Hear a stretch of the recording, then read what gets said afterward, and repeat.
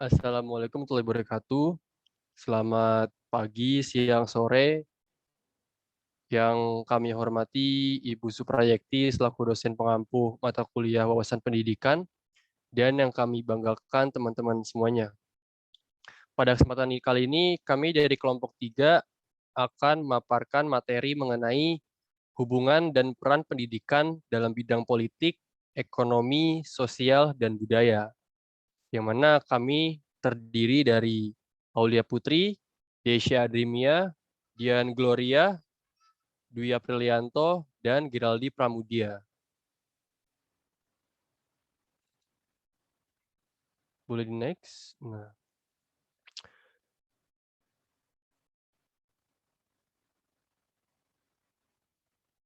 Baik, kita akan langsung masuk ke dalam materi pertama, yaitu mengenai hubungan antara pendidikan dengan bidang ekonomi.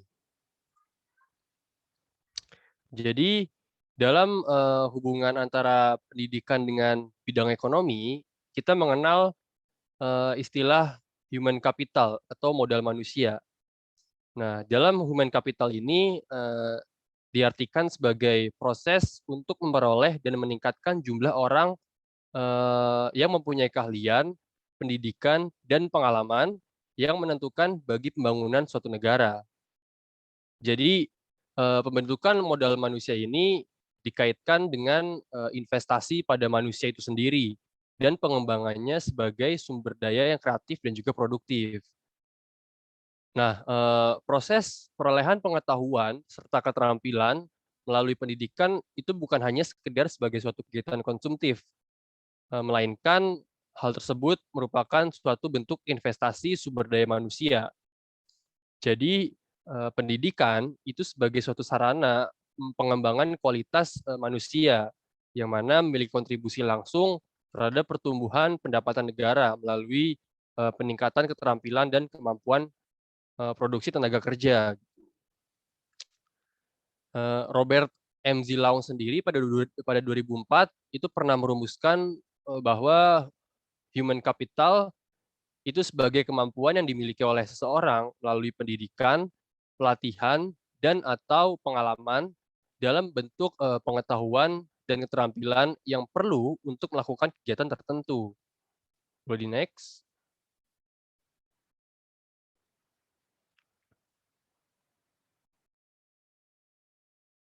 Nah, human capital sendiri itu diciptakan dengan mengubah manusia dengan memberikan mereka keterampilan dan juga kemampuan yang memampukan mereka untuk bertindak dengan cara-cara baru gitu. Nah, eee, yang lain dari human capital itu ada yang namanya physical capital atau kapital fisik gitu. Nah, kalau kapital fisik ini itu berwujud, yang mana ia ini diwujudkan dalam bentuk materi yang jelas gitu. Misalkan eee, modal fisik kita itu seperti gedung atau alat-alat produksi gitu kan. Sedangkan human capital ini sendiri tidak berwujud gitu. Nah, wujud dari human capital ini itu diwujudkan dalam keterampilan dan pengetahuan yang dipelajari oleh individu gitu. Jadi modal fisik dan juga modal manusia ini itu memiliki fungsi untuk mempermudah aktivitas produktif gitu loh. Nah, pertumbuhan pendidikan itu mempengaruhi pertumbuhan ekonomi gitu. Begitu pula sebaliknya, pertumbuhan ekonomi itu juga mempengaruhi pertumbuhan pendidikan. Jadi disinilah korelasi antara pendidikan atau antara hubungan pendidikan dengan ekonomi gitu. Nah, meskipun seperti itu, memang masih belum jelas faktor mana nih yang lebih dulu gitu. Apakah lebih dulu perkembangan apakah perkembangan pendidikan itu mempengaruhi pertumbuhan ekonomi atau sebaliknya pertumbuhan ekonomi itu mempengaruhi perkembangan pendidikan.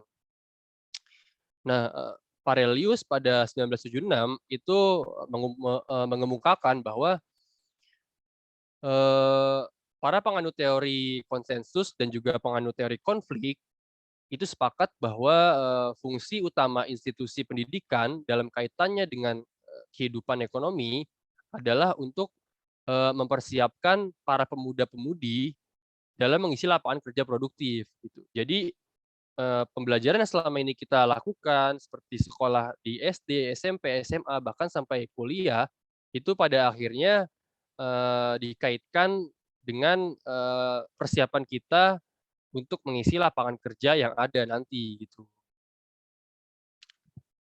Sehingga, apabila suatu negara, memiliki tingkat pendidikan yang tinggi, eee, dari sumber daya manusianya, maka pendapatan negara tersebut itu bisa dikatakan juga akan meningkat gitu loh. Nah, berbicara tentang, hubungan antara, pendidikan dan ekonomi, kita juga membicarakan mengenai efisiensi. Nah, efisiensi ini sendiri dapat diartikan, sebagai suatu keadaan di mana sumber daya yang ditetapkan untuk mendukung suatu proses kerja itu dapat berfungsi secara optimal. Nah, artinya sumber daya yang terpakai itu digunakan secara tepat dan juga benar, sehingga produk yang diharapkan itu dapat, tercapai dengan maksimal. Nah, efisiensi dalam dunia pendidikan itu ditunjukkan pada penggunaan input dalam pelaksanaan kegiatan pendidikan. Nah, kegiatan pendidikan ini diharapkan dapat mencapai tujuan pendidikan yang telah ditetapkan. Nah, efisiensi ini sendiri menjelaskan ukuran tentang tingkat, kebermanfaatan dari sumber daya yang digunakan dalam kegiatan pendidikan dan juga pengajaran. Misalkan dalam penggunaan ruang kelas, penggunaan, gedung-gedung kelas, penggunaan, barang-barang pendukung, misalkan, dalam olahraga ada bola sepak, lalu ada buku tulis, papan tulis, spidol, dan sebagainya. Jadi, efisiensi ini sendiri dalam produksi pendidikan adalah melalui pendayagunaan sumber-sumber pendidikan yang terbatas atau yang telah ditetapkan, dan kegiatan pendidikan itu dapat dilaksanakan hingga mencapai target atau tujuan yang telah ditetapkan. Jadi itulah, keterkaitan antara hubungan pendidikan dengan, ekonomi. Selanjutnya akan dijelaskan oleh teman saya.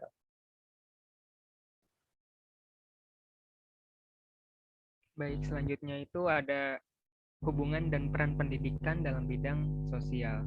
Nah, di sini kita dapat melihat bahwasanya fungsi dan tugas pendidikan adalah sebagai alat untuk mengembangkan kepribadian, memanusiakan manusia, mengembangkan berbagai potensi kemanusiaan, mengembangkan berbagai keterampilan hidup, dan mempersiapkan anak untuk dapat melaksanakan tugas hidupnya dan memenuhi berbagai kebutuhan hidupnya sendiri, serta mengantarkan anak pada kehidupan sosialnya.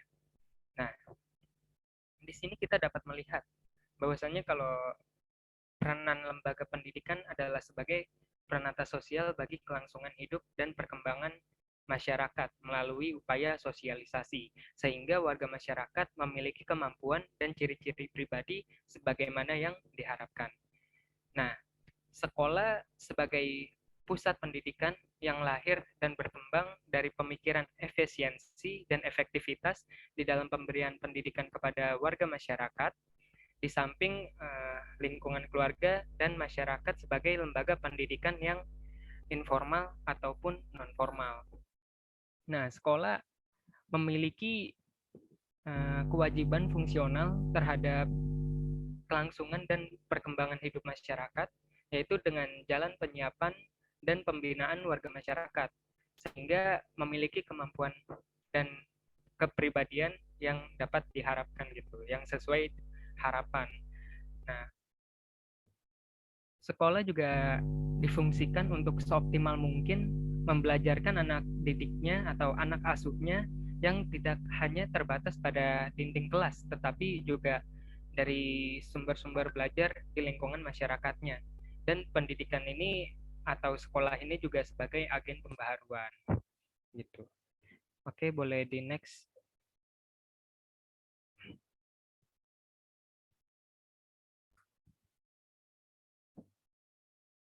Nah, akan tetapi ada permasalahan di mana ketimpangan sosial menghambat seseorang untuk mendapatkan suatu pendidikan.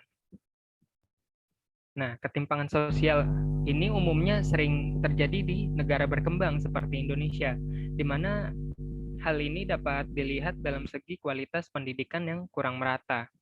Tentunya kualitas pendidikan yang diperoleh oleh masyarakat yang kurang mampu akan lebih rendah dibandingkan oleh masyarakat yang mampu. Dengan kata lain, pendidikan ini juga dipengaruhi oleh status sosial mereka. Nah, contohnya seperti apa? Nah, contohnya itu seperti mahalnya biaya pendidikan. Nah, biaya pendidikan itu menjadi acuan dalam mendapatkan pendidikan yang berkualitas. Seperti biaya sekolah yang mahal akan mendapatkan banyak fasilitas yang memadai sebagai penunjang dalam pendidikannya. Sedangkan biaya pendidikan yang murah akan mendapatkan fasilitas yang seadanya. Sehingga dari sini saja kita dapat melihat bahwa hasil pendidikan juga sangat berbeda tentunya dari segi status sosial mereka. Nah, ini juga yang menjadi alasan mengapa Indonesia masih memiliki kualitas pendidikan yang rendah, karena pendidikan tersebut belum merata secara keseluruhan dan kualitas pendidikan hanya didapatkan oleh kalangan masyarakat yang mampu gitu. Nah, maka dari itu dalam kasus seperti ini pemerintah mengatasi hal tersebut dengan membuat anggaran sebagai upaya memberikan bantuan kepada masyarakat yang kurang mampu. Misalnya seperti yang pelajar dan mahasiswa rasakan, yaitu Kartu Indonesia Pintar. Dan pemerintah mengharapkan dengan bantuan itu diharapkan dapat memberikan keringanan biaya pendidikan yang khususnya bagi kalangan masyarakat perekonomian menengah ke bawah atau masyarakat yang kurang mampu. Terus juga tentunya dengan bantuan ini selaras gitu dengan cita-cita dan tujuan nasional, yaitu menciptakan kesetaraan pendidikan dan peningkatan kualitas pendidikan. Oke, materi selanjutnya mungkin akan dijelaskan oleh teman saya.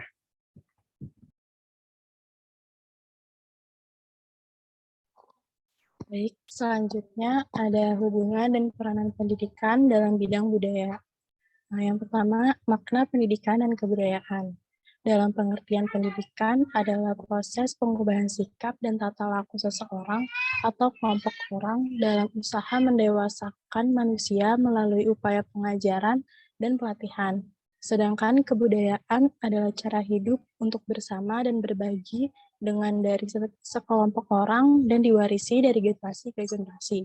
Budaya terbentuk oleh banyak elemen rumit, termasuk sistem agama dan politik, adat istiadat, bangunan, pakaian, bahasa, dan karya seni. Jadi budaya ini adalah cara hidup yang sudah berlangsung sejak lahir, bahkan saat dia masih dalam kandungan hingga meninggal. Kebudayaan ini menimbulkan adat istiadat yang kemudian diterapkan oleh masyarakat dalam segala aspek kehidupan.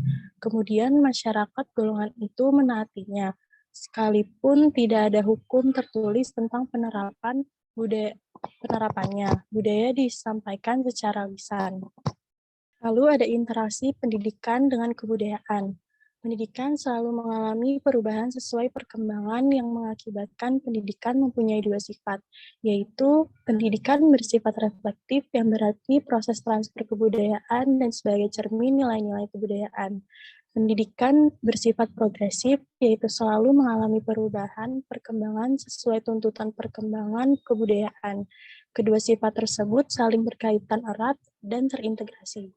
Adapun interaksi pendidikan dengan kebudayaan, yaitu yang pertama pendidikan merupakan proses pembinaan tingkah laku, perbuatan agar anak belajar berpikir, berperasaan, dan bertindak lebih sempurna dan baik daripada sebelumnya, di mana tujuan pendidikan diarahkan pada seluruh aspek pribadi meliputi jasmani, mental kerohanian, dan moral, sehingga akan tumbuh kesadaran pribadi dan bertanggung jawab akibat tingkat perbuatannya. Lalu yang kedua, pendidikan diarahkan kepada keseluruhan aspek kebudayaan dan kepribadian. Contohnya yang dilakukan oleh pendidik dan lembaga pendidikan harus mengakui adanya perbedaan kepribadian dan menggalang adanya kesatuan, sehingga di sini manusia membutuhkan latihan dalam menggunakan kecerdasan dan saling pengertian. Dan yang ketiga, pendidikan harus diarahkan ke pembinaan cita-cita hidup yang luhur. Jika pendidikan dimasukkan ke dalam tingkah laku perbuatan manusia, maka pendidikan harus menyesuaikan diri dengan tujuan hidup manusia selanjutnya. Selanjutnya, tujuan hidup itu ditentukan oleh filsafat hidup yang dianut seseorang. Maka tujuan pendidikan manusia harus bersumber pada filsafat hidup individu yang melaksanakan pendidikan, karena mereka tidak dapat terlepas dari filsafat hidup. Dalam merealisasikan pendidikan pada era otonomi daerah sekarang ini, sewajarnya pendidikan yang dilaksanakan memperhatikan aspek budaya. Misalnya, konsep life skill dalam pendidikan untuk meningkatkan keterampilan siswa setelah menamatkan jenjang pendidikannya. Dengan ini, pendekatan budaya merupakan cara untuk membina moralitas pendidikan bangsa yang mulai ambruk, karena budaya memuat berbagai aspek seperti agama, etika, dan lingkungan. Slide selanjutnya.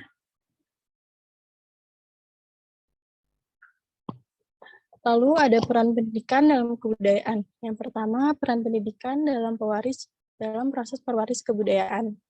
Pendidikan bertujuan untuk membentuk agar manusia dapat menunjukkan perilakunya sebagai makhluk yang berbudaya yang mampu bersosialisasi dalam masyarakatnya dan menyesuaikan diri dengan lingkungannya dalam upaya mempertahankan kelangsungan hidup baik secara pribadi, kelompok, maupun masyarakat secara keseluruhan. Sekolah adalah salah satu sarana atau media dari proses pembudayaan media lainnya, seperti keluarga dan institusi lainnya yang ada dalam masyarakat. Tujuan pendidikan budaya yang pertama, mengembangkan potensi kalbu, nurani, atau efektif peserta didik sebagai manusia dan warga negara yang memiliki nilai-nilai budaya dan karakter bangsa. Dan yang kedua, mengembangkan kebiasaan dan perilaku peserta didik yang terpuji dan sejalan dengan nilai-nilai universal dan tradisi budaya bangsa yang religius. Ketiga, ada menanamkan jiwa kepemimpinan dan bertanggung jawab peserta didik sebagai generasi penerus bangsa. Yang keempat, ada mengembangkan kemampuan peserta didik menjadi manusia mandiri, kreatif, berwawasan kebangsaan. Dan yang kelima, ada mengembangkan lingkungan kehidupan sekolah sebagai lingkungan belajar yang baik, aman, jujur, penuh kreativitas dan persahabatan, serta dengan rasa kebangsaan yang tinggi dan penuh kekuatan. Materi selanjutnya dilanjutkan oleh teman saya. Lalu di sini ada fungsi pendidikan budaya, yang di mana ada 5 fungsi pendidikan budaya. Yang pertama itu memperkenalkan, memelihara, dan mengembangkan unsur-unsur budaya. Lalu yang kedua itu ada pengembangan, yang di mana dia mengembangkan potensi peserta didik untuk menjadi pribadi berperilaku baik, yang telah memiliki sikap dan perilaku yang mencerminkan budaya bangsa. Lalu yang ketiga itu ada perbaikan, yang di mana itu memperkuat kiprah pendidikan nasional untuk bertanggung jawab dalam pengembangan potensi peserta didik yang telah bermartabat.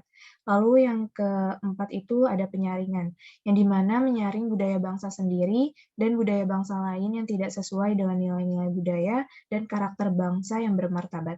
Lalu yang kelima itu ada menumbuh kembangkan semangat kebudayaan bangsa.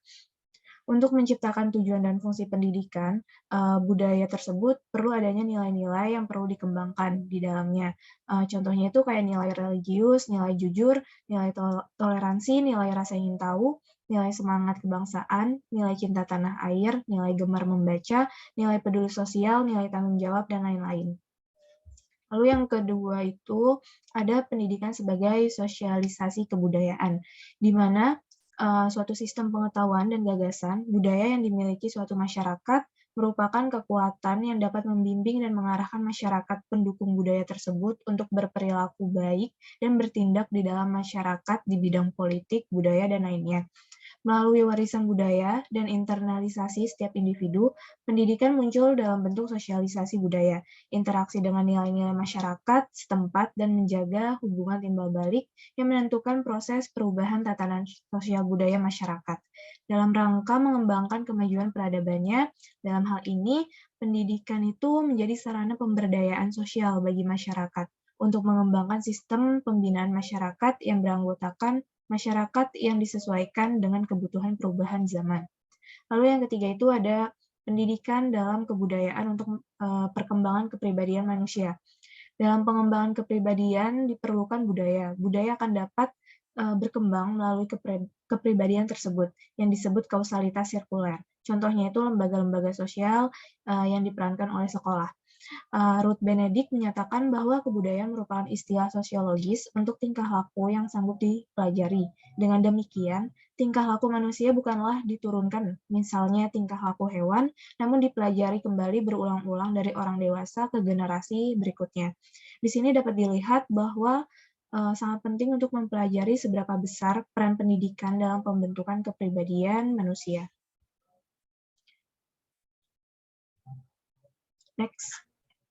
Lalu yang keempat itu ada peran media dalam pendidikan, di mana media massa adalah alat yang digunakan dalam penyampaian pesan-pesan dari sumber kepada menerimanya dengan menggunakan alat-alat komunikasi seperti surat kabar, film, radio, TV, dan internet.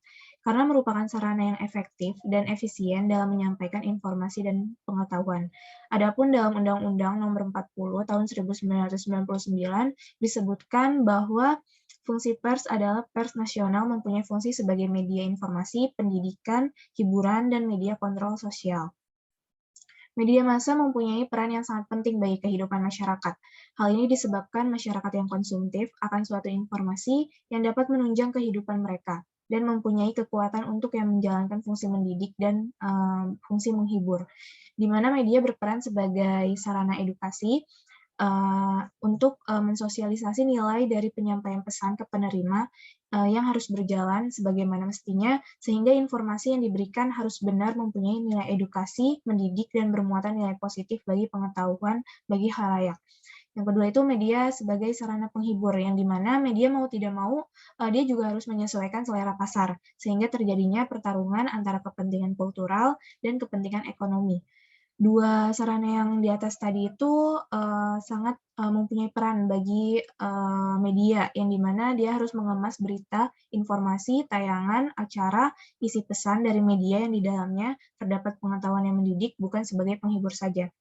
Lalu yang ketiga itu media mempengaruhi pola perilaku manusia yang nantinya itu akan terbentuk kognisi atau pengetahuan yang tertanam kuat dalam benak manusia yang menjadi motivasi para remaja untuk bertindak, merefleksikan pola sikap, mempunyai perspektif dan opini dalam sosialisasinya.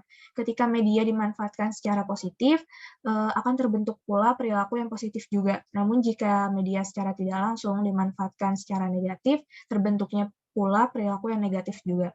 Contohnya itu media televisi, yang dimana ketika program televisi dalam penayangannya itu hanya berfokus pada sinetron atau drama tentang tema kekerasan, kejahatan, mistik, dan percintaan sampai dengan pelecehan. Yang dimana dari program tersebut secara nggak langsung akan membuat perkembangan akal dan mental kognisi manusia yang minim dan bisa menjurus pada penyimpangan. Lalu yang keempat itu ada media massa sebagai sumber pembelajaran, di mana media dapat membangkitkan motivasi anak untuk belajar. Lalu media pembelajaran juga dapat mengatasi keterbatasan indera, ruang, dan waktu, yang dimana banyak hal yang kita nggak mungkin dialami secara langsung di dalam kelas. Misalnya itu kejadian langka di masa lalu atau kejadian yang dapat membahayakan. Nah, dari media ini dapat kita tampilkan melalui video, foto, film, atau yang lain-lain untuk kita jadikan sebagai sumber pembelajaran. Nah, segitu dari keterkaitan peran dan hubungan pendidikan dalam sosial kebudayaan. Lalu selanjutnya materinya akan dijelaskan oleh teman saya.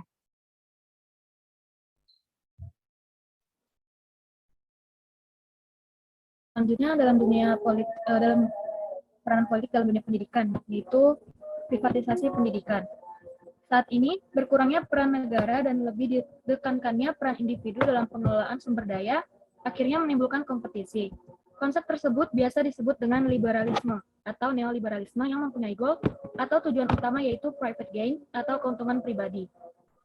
Akan tetapi, seiring berjalannya waktu, konsep tersebut pun diartikan secara lebih luas dengan menekankan bahwa setiap sektor layanan publik dapat terlibat dalam liberalisme atau neoliberalisme, dan tidak menutup kemungkinan konsep tersebut berkembang dalam dunia pendidikan.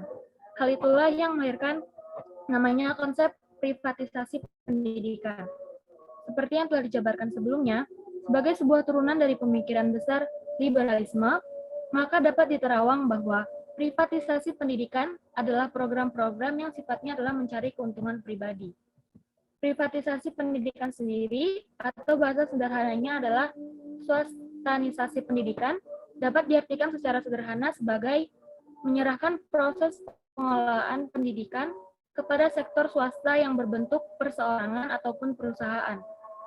Privatisasi pendidikan ini membuat dunia pendidikan menjadi lahan bisnis dan lahan persaingan antar lembaga pendidikan, yang akhirnya membuat pendidikan tersebut menjadi pendidikan yang sifatnya barang mewah dan menjadi semakin mahal.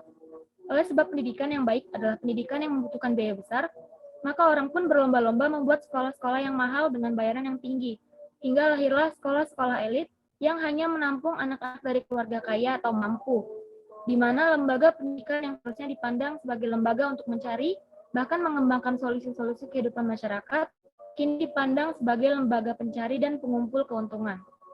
Tanpa agenda yang jelas dan tanpa perangkat kebijakan yang strategis, privatisasi pendidikan dapat menyimpang dari tujuan mulia pendidikan.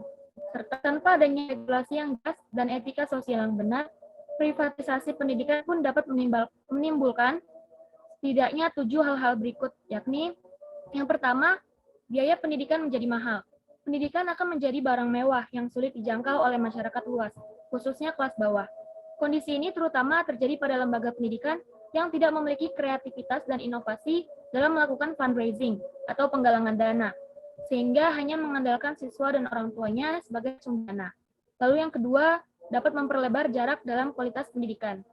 Privatisasi dapat meningkatkan kompetisi, namun sisi lain dari kompetisi adalah menciptakan polarisasi lembaga pendidikan.